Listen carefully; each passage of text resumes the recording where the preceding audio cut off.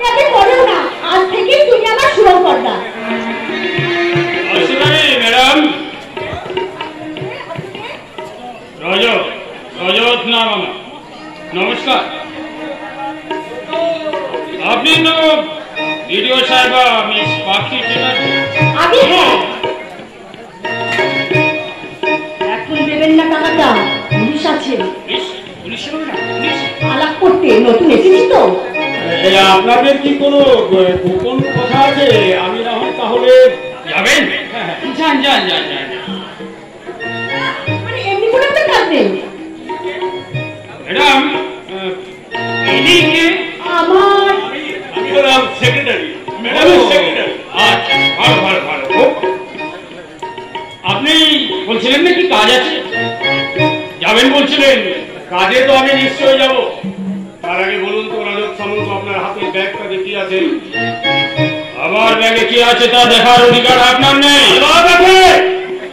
Police সন্দেহ করলে যে কোনো বিষয়ে যে কোনো সময় তদন্ত করে দেখতে পারে।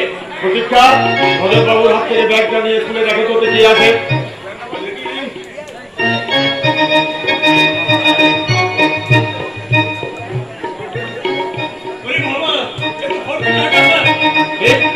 আমি যা ভেবেছিলাম ঠিক সেটাই সত্যি হলো। আপনি তাহলে ভিডিও সাহেবকে ঘুষ দেওয়ার জন্য টাকাগুলো নিয়ে এসেছিলেন? না না, এসব আপনি কি বলছেন? আমি ঘুষ নিই না। ওনাকে আসল কথা বলবেন তো? হ্যাঁ, মানে আমি টাকাগুলো অবশ্য ঘুষ দেওয়ার জন্য আনিনি। তাহলে আপনার ব্যাগে ওই টাকাগুলো এলো কি করে? আমি ব্যাগটা নিয়ে আপনি বিডিও অফিসে এলেন কেন?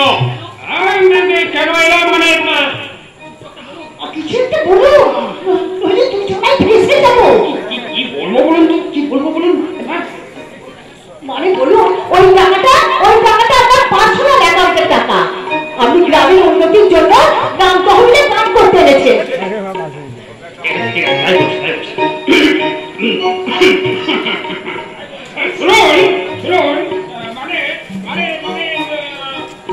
টাকাটা আমার পার্সোনাল অ্যাকাউন্টের টাকা। বেশ, পার্সোনাল অ্যাকাউন্ট। আমি উন্নতির জন্য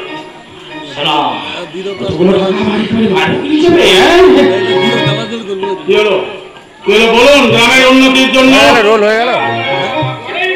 মানে উনি গ্রামের উন্নতির জন্য ওই টাকাটা গ্রাম তহবিলে দান করার জন্য এনেছে, তাই না রজত বাবু? মানে বলবেন তো ম্যাডাম, আগে বলবেন তো। আরে বাবা দেখুন, আমি মিছিয়ে মিছিয়ে ওনাকে সন্দেহ করছিলাম। বাবু কি বলে যে আপনাকে আমি কোনো চিন্তা নেই, কোনো চিন্তা নেই। আমি পুরো টাকাটা আজই গ্রাম তহবিলে দান করে দিচ্ছি। আপনার কোনো চিন্তা নেই। তাহলে ম্যাডাম টাকাগুলো নিয়ে আমি হ্যাঁ, নিশ্চয়ই নিশ্চয়ই। বেশ, তাহলে আমি চলি। টাকার ব্যাগটা আমার হাতে দাও। ও রজত বাবু, অনেক বড় মন আপনার। আপনাকে যদি কি বলে ধন্যবাদ জানাবো। আসুন, এবার যদি আরো কোনোদিন গ্রাম তহবিলে এরকম টাকা পয়সা দান করার ইচ্ছে হয়, আপনি আমাকে ফোন করে জানাবেন, আমি নিজে এসে দিয়ে যাবো। চলি ভাই, প্রতীক্ষা চলি ম্যাডাম, চলে। মাননীয় বাবু পঞ্চায়েত প্রধান,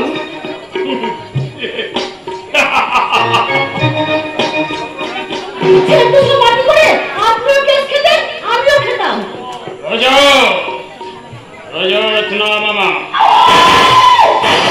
টাকা মায়ের ভোগে চলে যাবে, আমি সব নেও ভাবিনি। এবার বলুন, আমার টাকাটা কি করবেন? মানে আমার পার্সোনাল।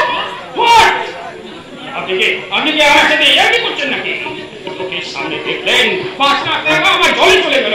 জলে গেল, কিন্তু আমার জল নেই, তাই অনেক টাকাটা না বাবু 2010 সালে রিসিভ করতে সেভেন পয়েন্টের ফাইলটা বার করো তো। ঠিক আছে, টাকাটা আপনি কালকে পেয়ে যাবেন। রজত না মামা, আমি যে কি ভয়ঙ্কর ওই শুভঙ্কর সেন নয়, জানি না। জানবে বাপ বলে জানবে। টাকা দিতে কিন্তু আমি কাল আসবো না, আপনার লোককে পাঠিয়ে আপনি টাকাটা নিয়ে নেবেন,